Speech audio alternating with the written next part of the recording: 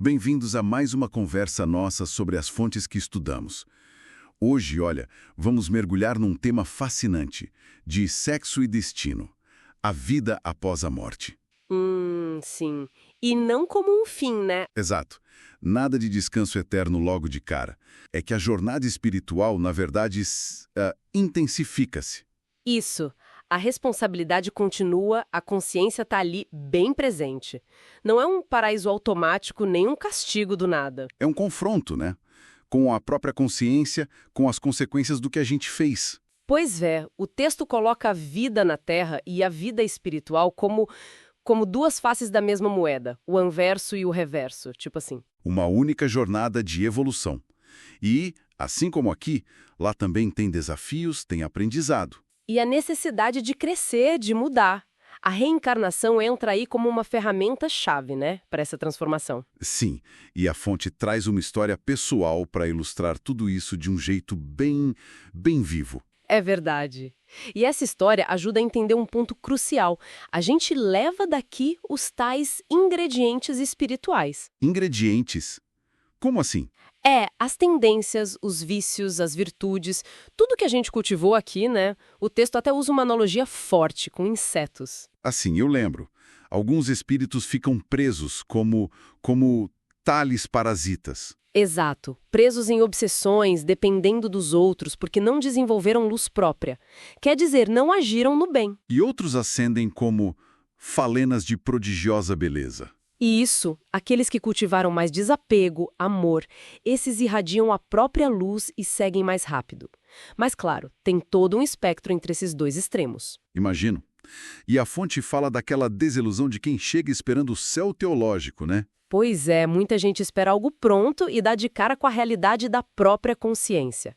É um choque. E aí precisam encarar os velhos preconceitos, as verdades sobre si mesmos. E acabam muitos deles aceitando que precisam se reeducar profundamente. Ficam ali aguardando uma nova chance, a reencarnação, para acertar as coisas. E essa ideia de continuidade, de ter que lidar com o passado, está muito presente na história do Pedro Neves, não tá? Com certeza. Ele é descrito como um trabalhador dedicado lá no mundo espiritual, mas tem uma tristeza.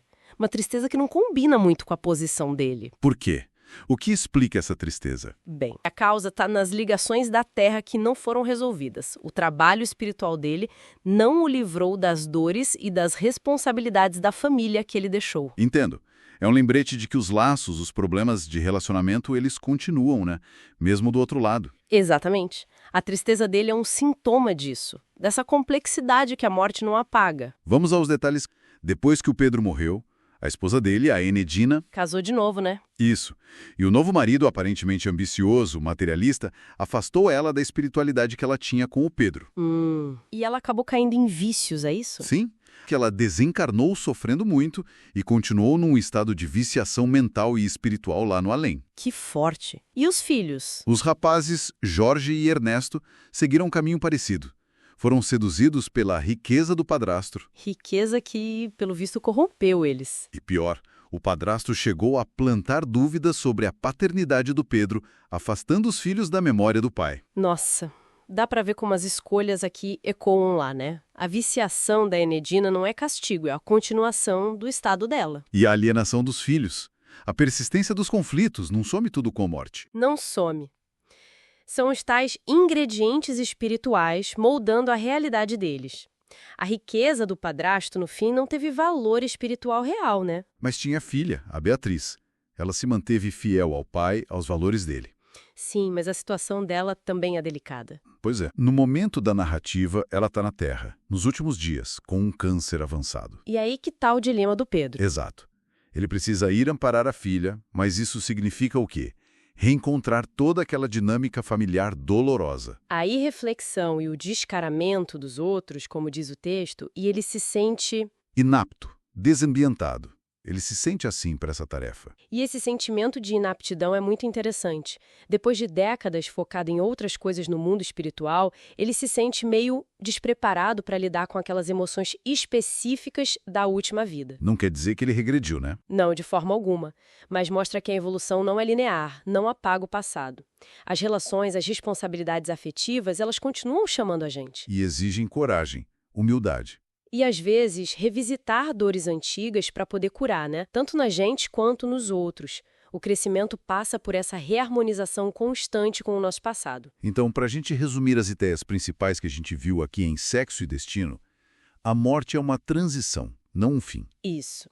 A responsabilidade pessoal continua firme e forte. E os desafios, principalmente os de relacionamento, persistem e pedem crescimento. A necessidade de se reeducar é constante, e a reencarnação é vista como um mecanismo essencial nesse processo todo de aprendizado e reparação. Perfeito. E fica, talvez, uma reflexão para quem nos ouve, né? Algo que deriva disso tudo. Qual seria? Bem, se a gente levar a sério essa possibilidade da persistência das dinâmicas, das responsabilidades familiares, relacionais, para além da morte, como será que essa consciência poderia mudar a forma como a gente vive as nossas relações aqui e agora? Como encaramos os conflitos, as nossas ações, até as omissões, né? Durante a vida na Terra. Exatamente. Como isso reconfiguraria o nosso presente? Fica aí para a gente pensar.